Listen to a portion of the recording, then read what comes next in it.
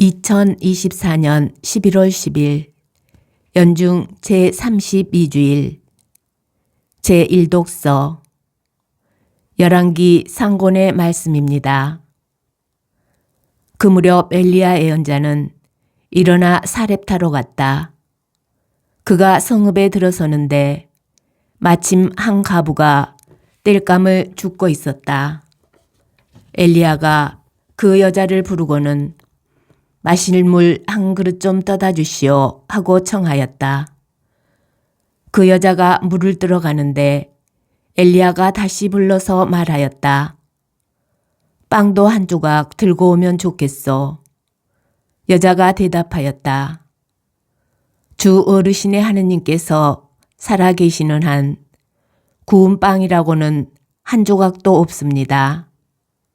다만 단지에 밀가루 한 줌과 병에 기름이 조금 있을 뿐입니다.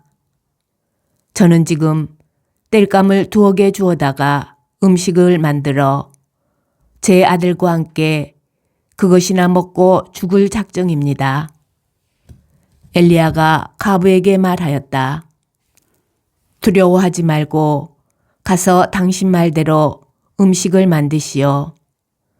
그러나 먼저 나를 위해 작은 빵 과자 하나를 만들어 내오고 그런 다음 당신과 당신 아들을 위하여 음식을 만드시오. 주 이스라엘의 하느님께서 이렇게 말씀하셨소. 이 주님이 땅의 비를 다시 내리는 날까지 밀가루 단지는 비지 않고 기름병은 마르지 않을 것이다. 그러자 그 여인은 가서 엘리야의 말대로 하였다. 과연 그 여자와 엘리야와 그 여자의 집안은 오랫동안 먹을 것이 있었다. 주님께서 엘리야를 통하여 하신 말씀대로 단지에는 밀가루가 떨어지지 않고 병에는 기름이 마르지 않았다. 주님의 말씀입니다. 제2독서 히브리서의 말씀입니다.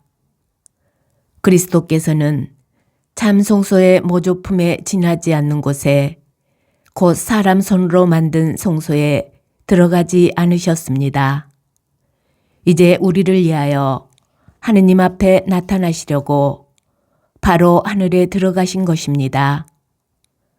대사제가 해마다 다른 생물의 피를 가지고 성소에 들어가듯이 당신 자신을 여러 번 바치시려고 들어가신 것이 아닙니다. 만일 그렇다면 세상 창조 때부터 여러 번 고난을 받으셔야 했을 것입니다. 그러나 이제 그분께서는 마지막 시대에 당신 자신을 제물로 바쳐 죄를 없애시려고 단 한 번 나타나셨습니다. 사람은 단 한 번 죽게 마련이고 그 뒤에 심판이 이어지듯이 그리스도께서도 많은 사람의 죄를 짊어지시려고 단 한 번 당신 자신을 바치셨습니다. 그리고 당신을 고대하는 이들을 구원하시려고 죄와는 상관없이 2번째로 나타나실 것입니다. 주님의 말씀입니다. 복음, 마르코가 전한 거룩한 복음입니다. 그때 예수님께서 헌금함 맞은쪽에 앉으시어 사람들이 헌금함에 돈을 넣는 모습을 보고 계셨다. 많은 부자들이 큰 돈을 넣었다.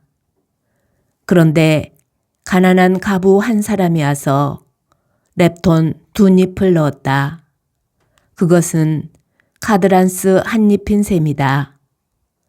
예수님께서 제자들을 가까이 불러 이르셨다. 내가 진실로 너희에게 말한다. 저 가난한 과부가 헌금함에 돈을 넣는 다른 모든 사람보다 더 많이 넣었다. 저들은 모두 풍족한 데에서 얼마씩 넣었지만 저 과부는 궁핍한 가운데서 가진 것을 곧 생활비를 모두 다 넣었기 때문이다. 주님의 말씀입니다. 오늘의 묵상. 오늘 복음에서 예수님께서는 과부의 정성을 눈여겨보십니다. 부자들은 자신이 가진 것에서 얼마씩 넣었지만 과부는 생활비를 모두 봉헌하였습니다.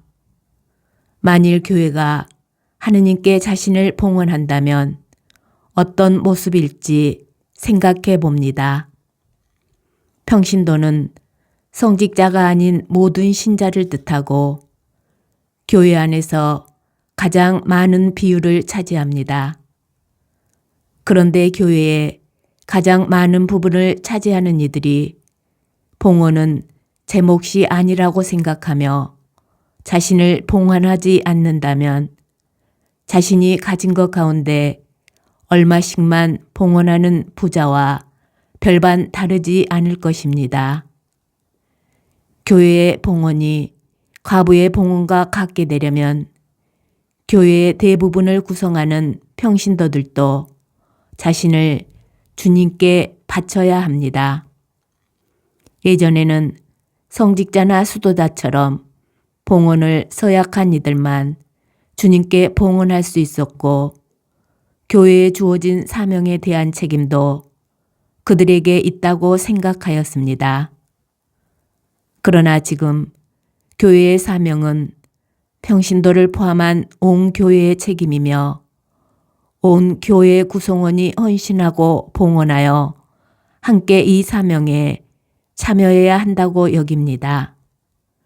물론 새로운 교황님 한 분이 일으키시는 변화가 교회가 나아가는 방향을 바꿀 만큼 영향력이 매우 큽니다.